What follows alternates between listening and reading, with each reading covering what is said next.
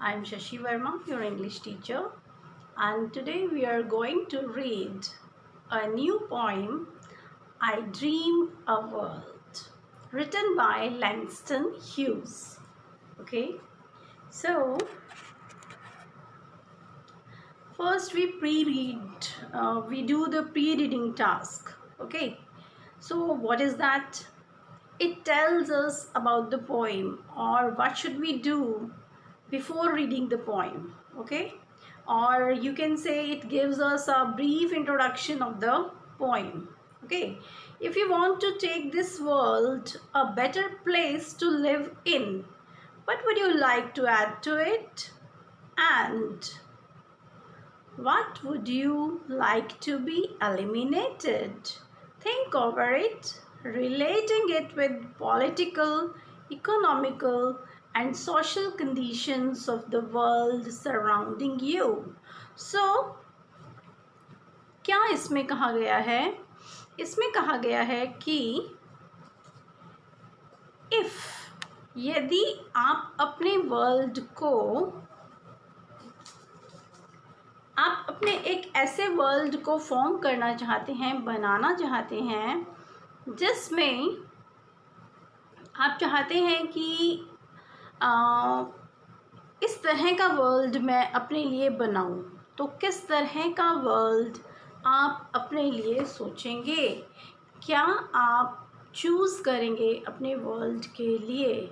और यही यहाँ पर कहा गया है दैट कि यदि आपको अपने लिए कोई वर्ल्ड बनाना है, ठीक है, तो उसमें कौन कौन सी चीज़ें आप उसमें ऐड करेंगे and what would you like to eliminated, और कौन सी चीज़ों को आप उसमें से एलिमिनेट यानी कि निकालना चाहेंगे. Okay, think over it, relating, और इसके बारे में सोचें और चीज़ों को, अपनी सराउंडिंग्स को आप रिलेट करें आपके चारों तरफ जो पॉलिटिकल आपका मीन्स पॉलिटिकल सराउंडिंग्स है या इकोनॉमिकल है या सोशल कंडीशंस से उसको जोड़कर देखें एंड देन थिंक कि किस तरह का वर्ल्ड आपको चाहिए.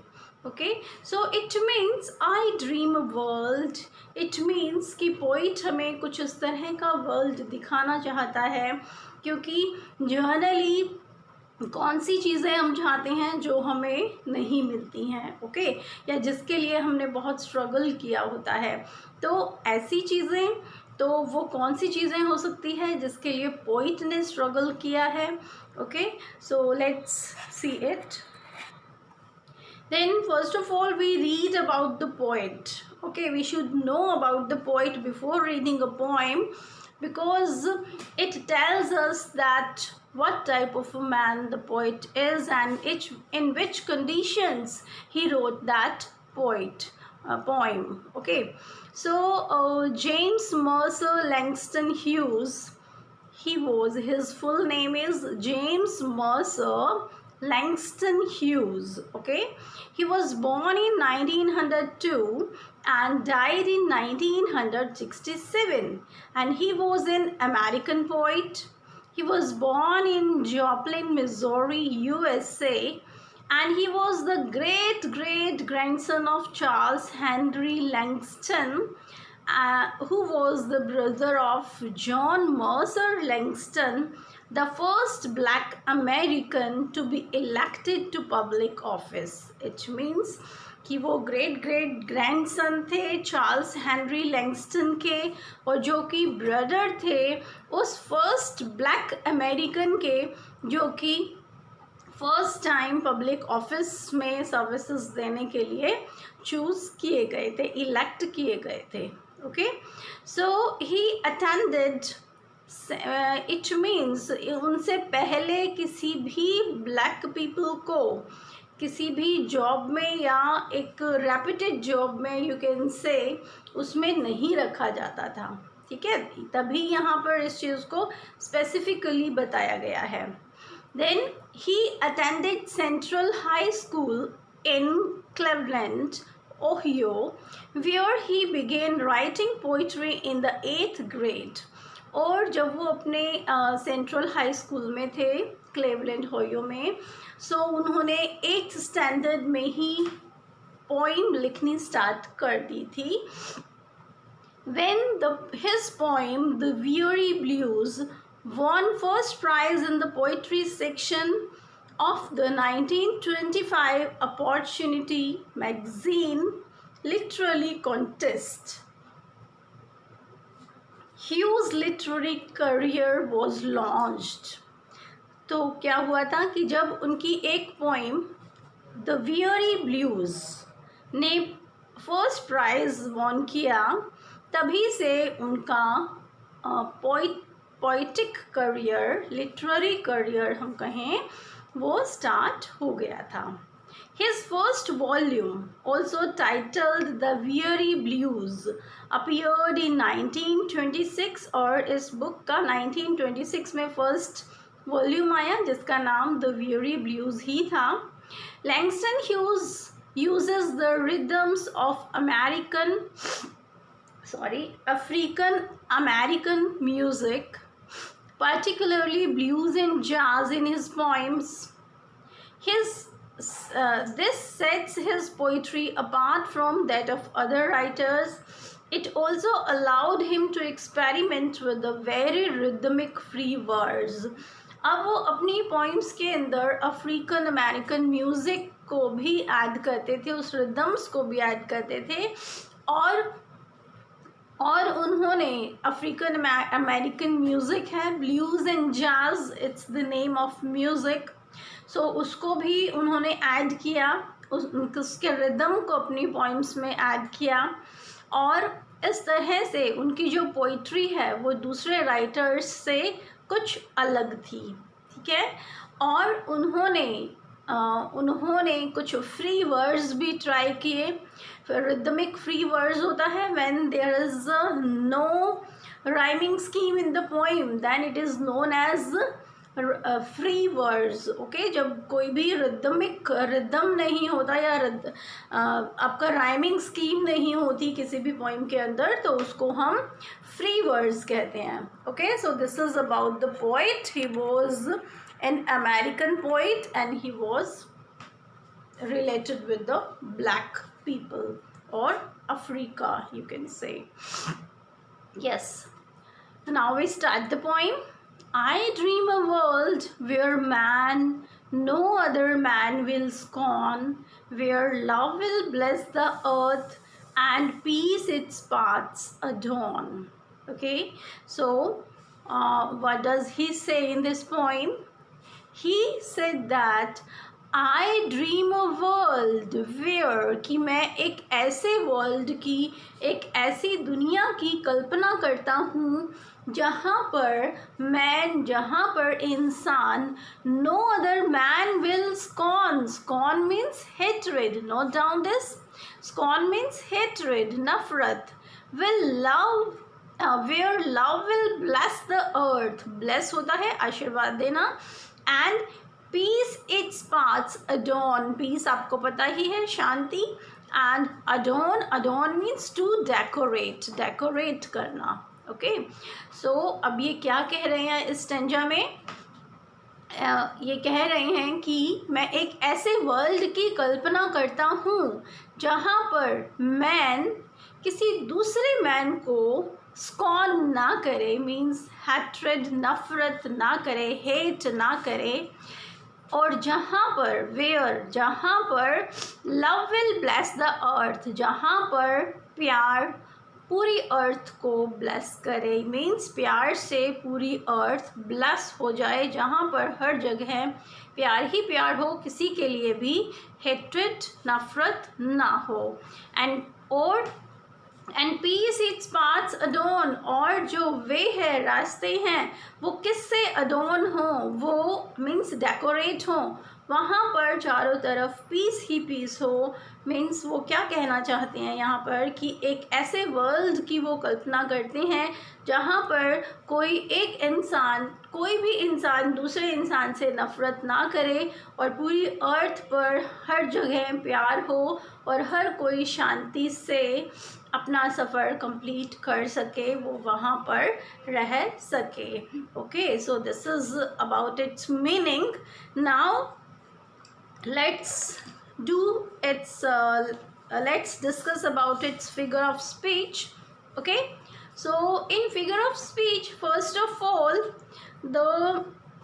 we talk about the rhyme scheme. What is the rhyme scheme he used in his poem? So the rhyming scheme, I'll tell you.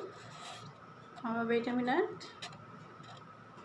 Yes, now see, how do we see the rhyming scheme? You can say here man. Okay, man, we give it a, we give it a name A. And scorn, अब आप यहाँ देखेंगे, this is the second means rhythm. Okay, second sound, man, scorn. जब भी हमें rhyming scheme देखनी होती है, हम किसी भी स्टेंजा के लास्ट वाले वर्ड्स को देखते हैं, ठीक है, उसकी साउंड को देखते हैं कि वो क्या साउंड कर रही है. तो यहाँ पे मैन आपकी एक साउंड हो गई, देन स्कॉन डिफरेंट साउंड है, सो इसको हम बी दे देते हैं. अर्थ आपकी थर्ड ही साउंड है, man, scorn, earth third sound है, so we give it C.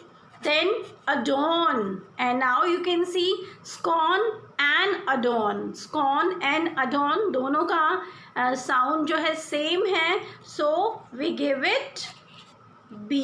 Very good. So its rhyming scheme is A, B, C, B. Okay, so its rhyming scheme is A, B, C, B. I think now it's clear to you, and you need not to cram this rhyming scheme. आप अपने आप भी इसको find out कर सकते हो कि इसकी rhyming scheme क्या है. आप उसको आपको मेमोराइज करने की ज़रूरत नहीं है कि इसकी rhyming scheme क्या है, ठीक है. Now if I ask you that tell me a pair of rhyming words in this stanza, then what will be your answer? Yes, you can say scorn, adorn. Okay, a pair, because आप rhyming scheme में यदि देखें तो हमारे पास जो B sound है वो एक पेयर उसने बनाया है और 2 टाइम्स वो रिपीट हुई है, ठीक है. स्कॉन, अडॉन, तो यहाँ पे आपके राइमिंग वर्ड्स होंगे स्कॉन, अडॉन. पर इस चीज़ का ध्यान रखना है क्योंकि कई बार हम आपसे राइमिंग स्कीम पूछते हैं तो आप राइमिंग वर्ड्स लिख देते हैं, और राइमिंग वर्ड्स पूछते हैं तो आप राइमिंग स्कीम लिख देते हैं. स्कीम जब पूछी जाती है तो आपको A, B इस तरह से इस फॉर्म में उसको देना होता है, और जब आपसे राइमिंग वर्ड्स पूछे जाते हैं, और राइमिंग वर्ड्स भी आपको कौन से बताने होते हैं, राइमिंग वर्ड्स आपको जो स्टैंजा के लास्ट वर्ड्स जो होते हैं, एंडिंग वर्ड्स होते हैं, हम उसी की साउंड को देखते हैं, बीच में से हम नहीं उठाते, ठीक है. So this is your first figure of speech rhyming scheme that I told you how you find it. Yes, then see the first line, I dream a world where man. अब यहाँ पे world where, so you can see here where sound is repeated, world where, where sound is repeated, so what figure of speech? Yes, alliteration. Very good, intelligent students. Yes, now you can see where alliteration is there in the third line also. You can see here where will, again where will, where के साथ अब है will, पहले था world where, अब है where will, so where sound is repeated here. Okay, then you can see in the next line peace, path, po sound is repeated, so here also you can see that alliteration is used. Okay, so अब alliteration भी हो गया. अब यहाँ पे एक और आपकी फिगर ऑफ स्पीच है. And what is that? Yes, you can see here in the third line it is written that where love will bless the earth. Love will bless the earth. Who will bless, my dear students? Who will bless? Yes, a human being will bless, or human being can bless. And love is the feeling. Love is only the feeling of a human being. Okay, so love cannot bless the earth but human beings can bless. अब यहाँ पर किसकी बात की गई है कि human beings जिनमें who has love, जिनके अंदर प्यार है, that will bless the earth, means लोगों के अंदर प्यार हो जाए. ठीक है, उसकी यहाँ पर बात की गई है. तो love will bless the earth यहाँ पर एक नॉन ह्यूमन क्वालिटी को ह्यूमन क्वालिटी को नॉन ह्यूमन पर इम्पोज किया गया है. ठीक है, so human can bless but here love will bless. Love के ऊपर उसको इम्पोज करके कहा गया है. So here personification is used. Okay, and यहाँ पर भी नेक्स्ट लाइन में भी पीस इट्स पाथ्स अडोन, कि जहाँ पर पीस शांति उसके पाथ को अडोन करे, डेकोरेट करे. Now who can decorate? So here also personification is use. यहाँ पर भी पर्सोनिफिकेशन का यूज हुआ है. Okay, so I hope you understand this. Now we come to the next stanza. yes, the second stanza. First I read it for you. I dream a world where all will know sweet freedom's way, where greed no longer saps the soul, no avarice blights our day. Yes, in this stanza he wants to say that I dream a world where all, कि मैं एक ऐसे world की कल्पना करता हूँ जहाँ पर सभी will know sweet freedom's way, और जहाँ पर सभी को फ्रीडम हो, यानी सब आज़ाद हों, अपनी मर्जी से अपनी लाइफ को जी सकें. They can do what ever they want, जो जैसा वो करना चाहते हैं वैसा वो कर सकें, और जिस तरह की लाइफ वो चाहते हैं उस तरह की लाइफ वो जी सकें. ठीक है, सो फ्रीडम उनके पास हो. Where greed no longer saps the soul. अब यहाँ पे ग्रीड क्या है? ग्रीड मीन्स लालच. ठीक है, लालच किसी भी चीज़ का हो सकता है. Then saps the soul. Saps का मीनिंग होता है to destroy something slowly. It is written here, you can see, to destroy something slowly. किसी भी चीज़ को धीरे धीरे ख़त्म करना, वो आपका है सैप्स. और सोल किसके लिए है? यहाँ पर सोल ह्यूमन बींग्स के लिए है. और you can I think you know this, that human being is, what is a human being? It has two things, soul and a body. जब इस बॉडी में से सोल निकल जाती है तो we are a body, है ना. सो इस तरह से यदि सोल हमारे पास नहीं है, और सोल क्या करती है? सोल हमें अच्छे बुरे की पहचान बताती है. ठीक है, सोल, आप दुखी होते हैं तो कौन दुखी हो रहा है? आपकी बॉडी दुखी हो रही है या आपकी सोल दुखी हो रही है? यस, हमारी सोल दुखी होती है.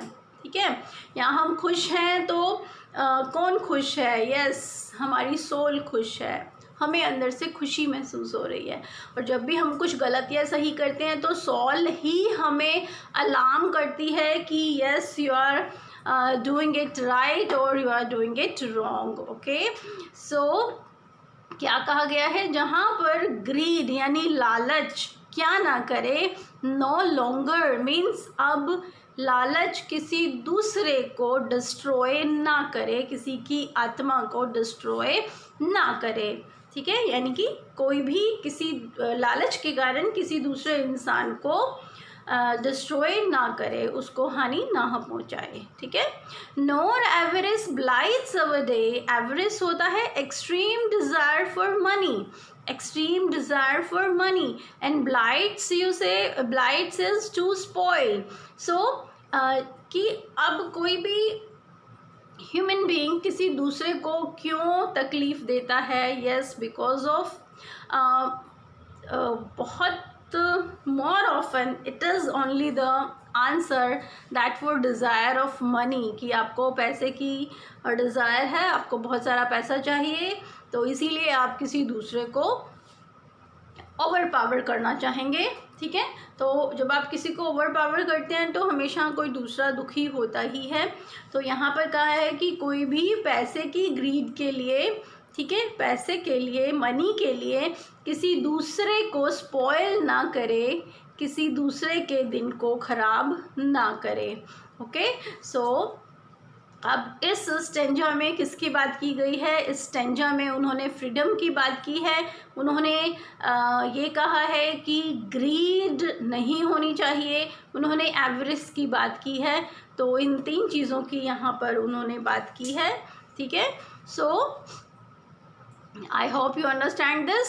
Now we talk about its rhyming scheme will be the same, क्योंकि एक ही तरह की follow होती है. Then we come to the figure of speech. Now you can see in the first line, I dream a world where all, and now you can see this whole line is repeated in this stanza. Yes, the first or the starting line of the poem is I dream a world where man, but here I dream a world where all, so where तक यहाँ पर repeat है. So when a sentence or a word is repeated a number of times, then what figure of speech is used here? Yes, here, but what figure of speech? Repetition. Yes, repeat हुआ है तो repetition. अब exam में आप repetition लिख तो देते हैं बट उसकी स्पेलिंग को इनकरेक्ट करते हैं. यस स्टूडेंट्स, यदि स्पेलिंग गलत होगी तो आपको उसके मार्क्स नहीं मिलेंगे. सो लास्ट स्लाइड में आपको सभी की स्पेलिंग्स मिलेगी, तो वहाँ से आप इसकी स्पेलिंग्स को करेक्ट करेंगे.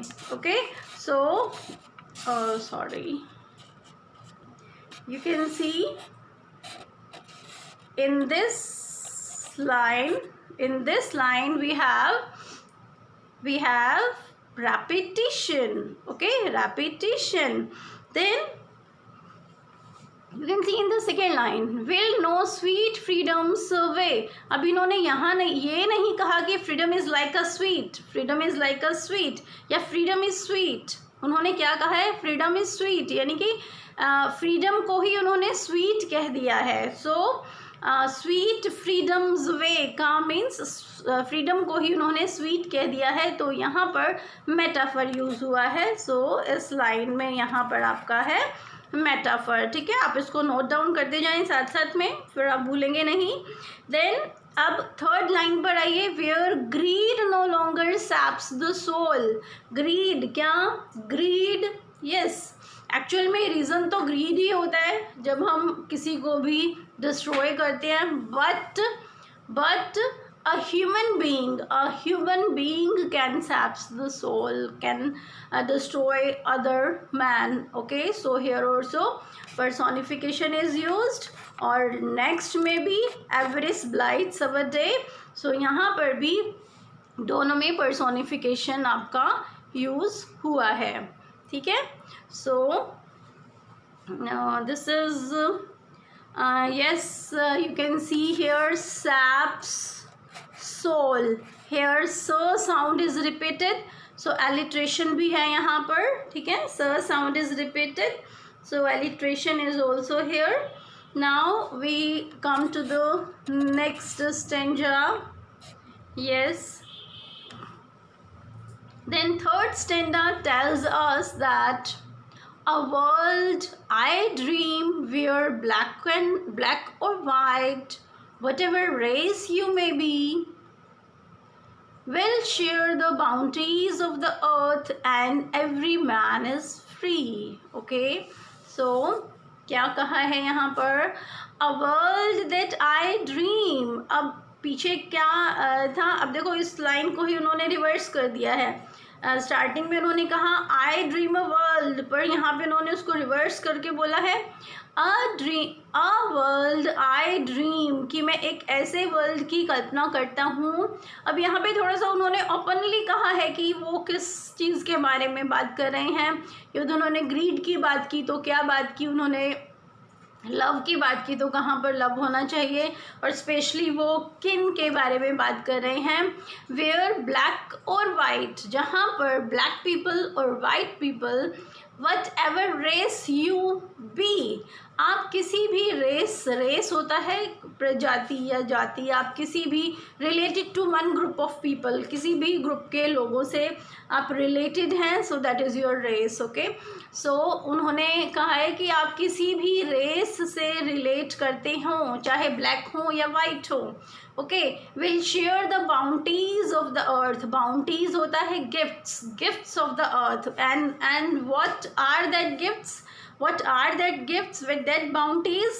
Yes, that earth provides us nature, and nature provides us so many things, everything, we depend on nature for everything, हर चीज़ के लिए हम नेचर पे ही डिपेंड होते हैं। Okay, sorry. सो क्या उन्होंने कहा है कि आप चाहे ब्लैक या वाइट किसी भी रेस से रिलेटेड हैं, किसी भी रेस से रिलेट करते हैं, विल शेयर, तो आपको ये राइट मिले कि आप अर्थ के द्वारा दिए गए गिफ्ट्स को, यानी नेचर के द्वारा दिए गए गिफ्ट्स को आप शेयर कर सकें। Okay, and every man is free, और जहाँ पर हर मैन फ्री हो, जहाँ पर हर मैन फ्री हो, मीन्स आप अब थोड़ा सा मीन्स इसके डीप में जाइए और ये सोचिए कि yes, he poet was a black people, okay, he related with the black race, ठीक है। सो अब इस रेस से वो रिलेट करते हैं, तो उन्होंने कितना डिस्क्रिमिनेशन सहन किया होगा, या डिसरेस्पेक्ट, या जॉब का ना मिलना, बहुत सारी चीज़ें उन्होंने अपनी लाइफ में उन्होंने भी इस चीज़ को फेस किया होगा, और उनके जो एंसेस्टर्स थे उन्होंने भी इस चीज़ को फेस किया होगा। जैसे हमने देखा कि यहाँ पर रेफरेंस था कि वो किससे रिलेट करते हैं, ठीक है। और यस, उन्होंने जो ब्लैक पीपल थे उन्होंने बहुत स्ट्रगल किया अपने आप को अपलिफ्ट करने में, ठीक है।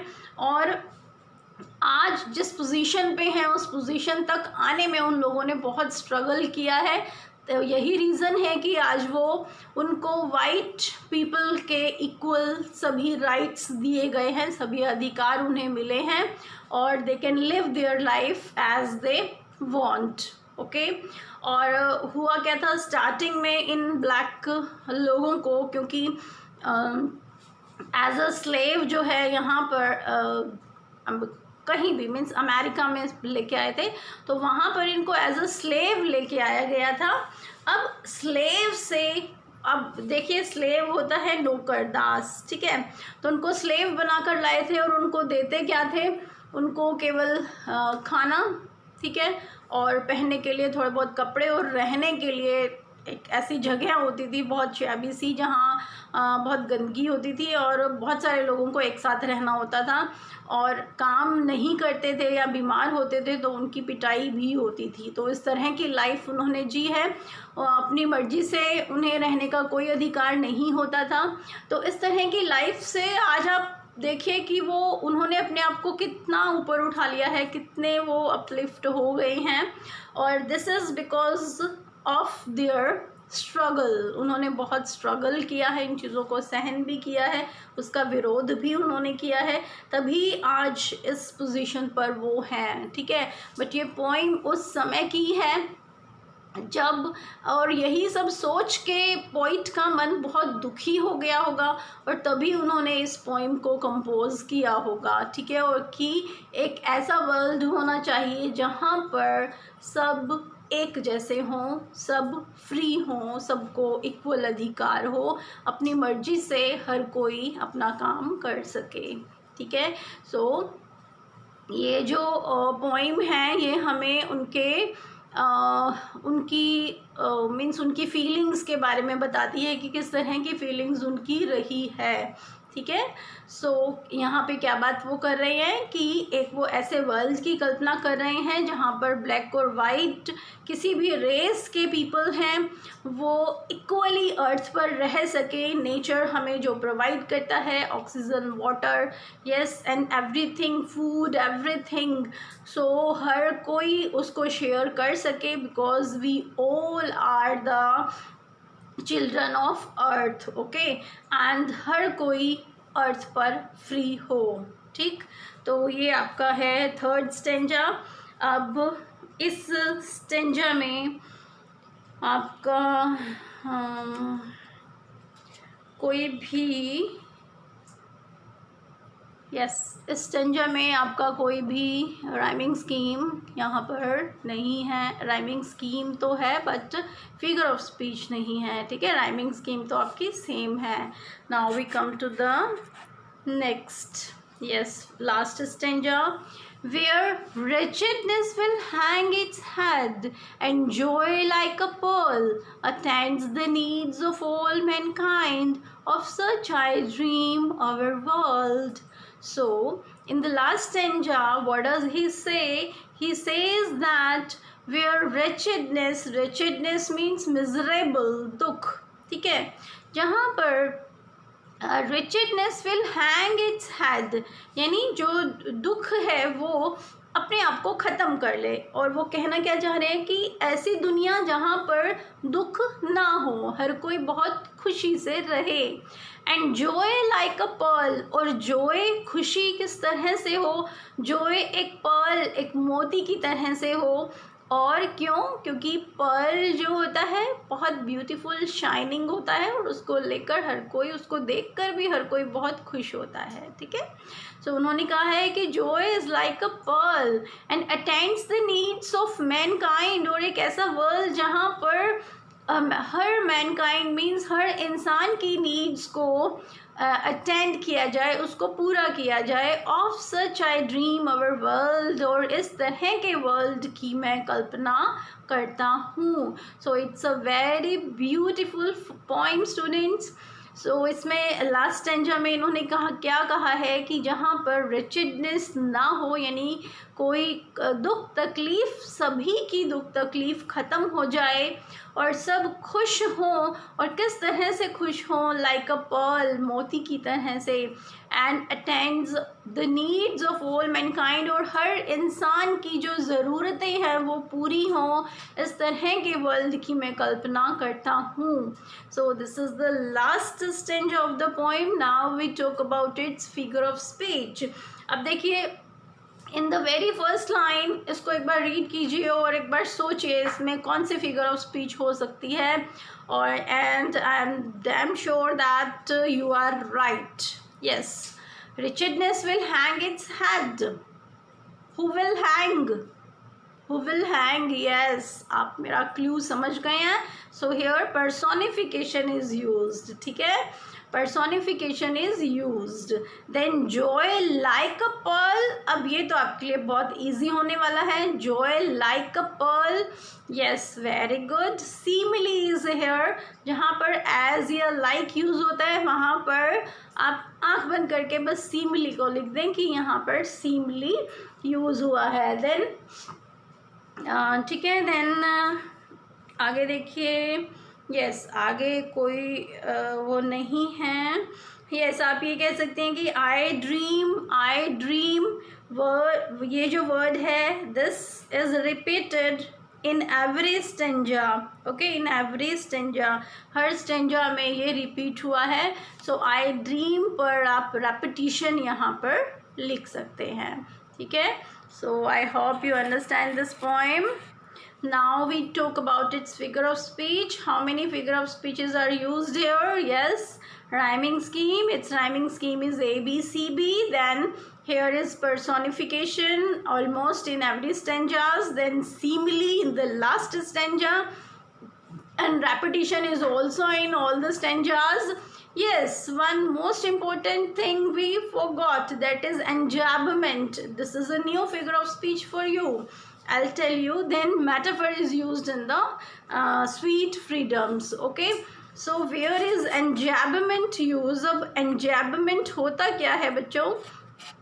enjambment होता है कि जब, एक मिनट, हाँ, enjambment क्या होता है? enjambment एक स्टेंजा में जब कोई भी मार्क आपको दिखाई ना दे, किस तरह का mark, comma, full stop, colon, semicolon, किसी भी तरह का मार्क आपको ना मिले, केवल स्टेंजा के लास्ट में ही फुल स्टॉप हो, सो वहाँ पर एंजैबमेंट यूज़ होता है. इट मीन्स कि पोइट ने एक ही सेंटेंस को यूज़ किया है और उसको ही ब्रेक करके उसने 4 लाइंस बना दी हैं, एक स्टैंजा उन्होंने कंप्लीट कर दिया है. अब आप देखिए यहाँ मैन के बाद या बीच में आप तीनों लाइंस में आप देखेंगे कहीं भी कोई फुल स्टॉप, कॉमा, कोई भी मार्क नहीं है. ठीक है, अब लास्ट में एडॉन के बाद फुल स्टॉप है. ठीक है, सो इस पूरे स्टैंजा में एडॉन के बाद फुल स्टॉप है, तो यहाँ पर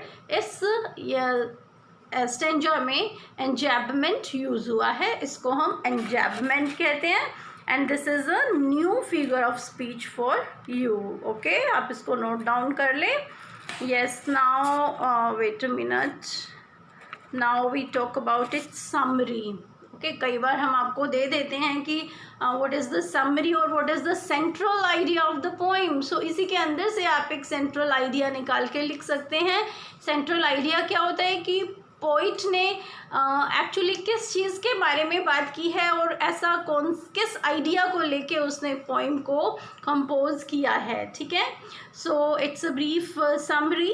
the poet shows in the poem the pain that he suffered in his life of being a black. तो यहाँ पर पोइट ने क्या शो किया है पोइम के अंदर कि एज अ ब्लैक होने का, ब्लैक होने से जो जो दुख उन्होंने सहन किए उसको उन्होंने एक्सप्लेन किया है यहाँ पर. So he tells here about the discrimination, hatred, disrespect and the miserable conditions of the black people in America. उन्होंने बताया है कि अमेरिका में जो ब्लैक पीपल हैं उनका क्या डिस्क्रिमिनेशन, हैट्रेड नफ़रत आपको बता दिया, डिसरिस्पेक्ट, और किस तरह की बुरी हालत उनकी वहाँ पर थी. ठीक है, that's why he dreams a world where everyone specially black people can live freely with the equal rights is given to the white people. और इसीलिए वो एक ऐसे वर्ल्ड की कल्पना करते हैं जहाँ पर हर कोई, स्पेशली ब्लैक पीपल, ब्लैक लोग जो हैं वो वाइट पीपल की तरह से इक्वल अधिकार उन्हें मिले और वो अपनी लाइफ को फ्रीली जी सकें. He imagines the world where every person shares the gifts of earth with peace, love and freedom. और उन्होंने एक ऐसे वर्ल्ड की कल्पना की जहाँ पर हर इंसान अर्थ के जो नेचर ने हमें जो प्रोवाइड किया है उसे शेयर कर सकें और मीन्स सारे कंफर्ट्स उन्हें मिलें और पीस, लव और फ्रीडम के साथ वो अपनी लाइफ को एंजॉय कर सकें. Okay, so this is about the poem. I hope you understand it students. Thank you.